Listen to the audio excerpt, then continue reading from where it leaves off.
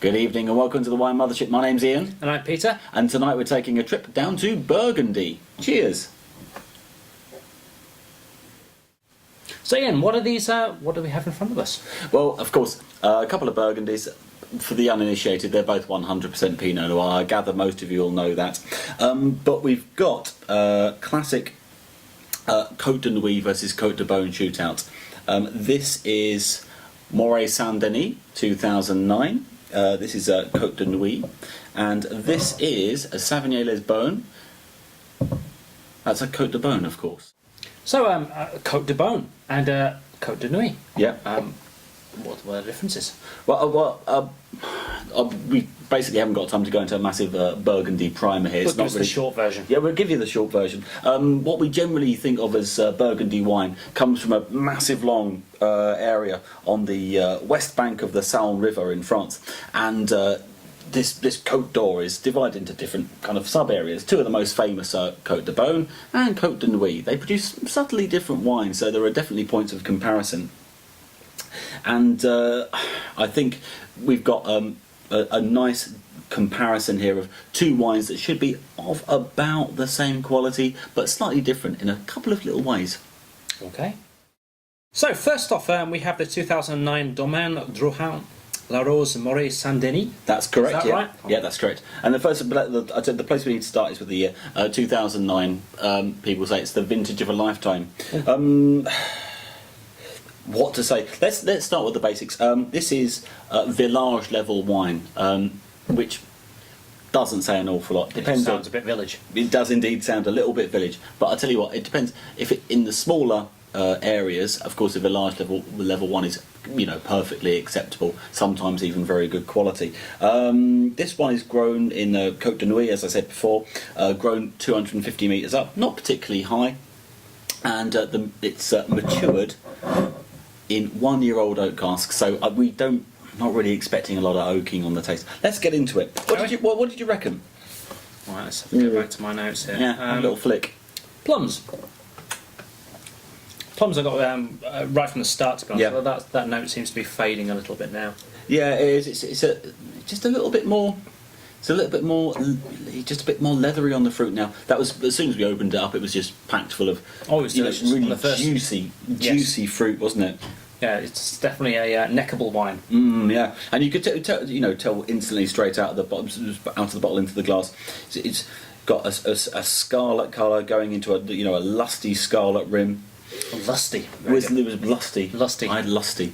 Lusty's good. It's got a sweeter aroma with denser red fruit. Kind of a little bit jammy, but it doesn't come off as particularly. It's not over heavy or over extracted or anything that's going to really punch you in the face. But it's got this dense aroma to it. Do you get much fruit on those? I did at the start. Again, that's all on the fade, I think. Yeah. Well, now you start off very fresh, and it's kind of it's like a florist, like somebody like the Monty Python foot had come down on a florist and just squeezed the life out of some petals. It's really, I think the key word here is it's simple Burgundy, very, very, very well made. And I tell you what, I'll be buying this again. Anything else to add? No. Good stuff. It's the 2009 Joseph Drouhin Savigny-Les-Beaune. Yep. Serpentier. That's the Serpentier it's a snaky wine. Single vineyard, for whatever that's worth. Same vintage. What do you think? Oh, I love it to bits. I need to give you a bit of background on this one because there's a little bit, a little bit of a difference here. We've got some more information off the website. I really love the Joseph Drouhin website. It's packed full of information. This is very, very, very low production, only 43 hectolitres per hectare produced. It's aged for minimum of 12 months in with 10% new oak, which I think that's actually pertinent to how it tastes. Okay. And punched down once a day until halfway through fermentation, pumped over once a day until it's ready to go in the barrel. Fantastic, thanks for the information. Think I can spot the extra care and attention paid to this wine. What do you reckon? What are you getting? To be honest, initially I was a little bit turned off this one compared to the Laroze Morey-Saint-Denis. Yeah. It seems to be a little bit too much sourness coming through. Yeah. However, that is leaving. Yeah. It's been becoming oxidised off, isn't it? Yeah, and the more kind of delicate kind of strawberries and things are coming through a little bit more now. Mm-hmm. Yeah, the fruit's definitely there, but it's lighter in tone, it's broader in tone as well. I think you mentioned this before. I don't want to steal anything you said here, but No there's a bit of licorice Yeah. on there. Again, I think that's fading as well, though. Yeah, A lot of it seems to be kind of two bottles of wine in one. it does. Yeah, I mean, I think the licorice was definitely an artifact of the 10% oak. It's only just a very, very subtle. But I thought, licorice or perhaps clove hint in there to hint at the oak aging. But one of the things that I like about it, there's a definite minerality there. One of my tasting notes was like a cold cut of beef, in the way that you get sometimes that cold cut of beef has got like this iron element to it. Comes from I don't know, maybe some sort of blood content in the beef, but I'm getting Bit of myoglobin. Oh yeah, thank you, good job. It's light velvety mouth feel, reasonably long, and I think, especially you mentioned it's a bit sour. I think it's a bit sour as well, but as you cellar it, the acid will go down over age, and I think in 2 or 3 years' time this will be a fantastic wine. One word of warning though: if you're going to buy this wine and open it straight up, it's a bit acetone when you open it straight up, but that's faded now. Make sure you give it at least 2 hours of air before you serve. Good stuff, eh? Super.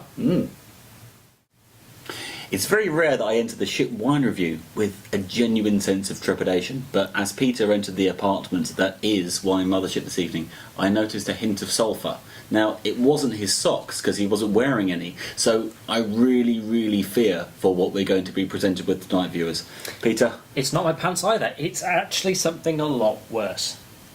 I think I've outdone myself on this. Go on, get it in. This is the offending article. I probably need to wash my hands after. Did you get it free with a pair of glasses? No, this is a Bulgarian wine, and it's lovingly entitled Sofia. That's I'm not sure. fucking appalling. And I probably need to explain a little bit about this. This was selected from a shop way out in the country. It's been held for many, many, many generations, I think. I don't want to touch it. I want to look at it, but I don't want to touch it. Basically exposed to the elements in as far as it would be being outside. Welcome back to the Ship Wine Review. Due to the difficulty of getting the cork out, Peter, display the cork. Oh my god, this looks like it was pulled out of the rectum of a decomposing, drowning victim. Yeah, and my grandfather is 91 years old. He's been smoking since he was 14. That means he's smoked approximately 560,000 cigarettes in his life, and he used to be a coal miner. This is how I imagine his lung looks. I don't really want to touch this anymore. No, put it down. Okay. So we couldn't have the ceremonial pouring, so we've got this lovely, delicious repast. Yeah, I mean, it just shows that you shouldn't lock yourself into ideas of white and red wine. You should also but have brown wine as well. Brown. Yes. This really is. I'm not sure if this comes up well, but this is the colour of a russet apple. I mean, it smells just kind of like sherry. Kind of like sherry mixed with a little bit of vomit. Oh God, that's made me shudder. It's just acidic crap sherry that smells of poo, and that's all I've got to say about this shower of crap. Take it away from me. I don't want to get. Honestly, just as an extra comment, do you think this was always this bad, or do you think this is just a... No. It's just been in somebody's incredibly hot cellar in the middle of nowhere with no air conditioning or climate control, and it's become crap. I mean, honestly, this is Soviet era. I don't know. It's Muscat. Okay, could well be. There's no date on the label, so I mean. Oh God, it could be 15th century for all I know. It's worth noting here that the lady of the establishment didn't actually know how much this cost, because it had just been there for so long. Yeah, but no, not well, pound, shillings, and pence, really, wasn't it? Really, it's a case of that. God, this is appalling stuff. It is. It's quite gross.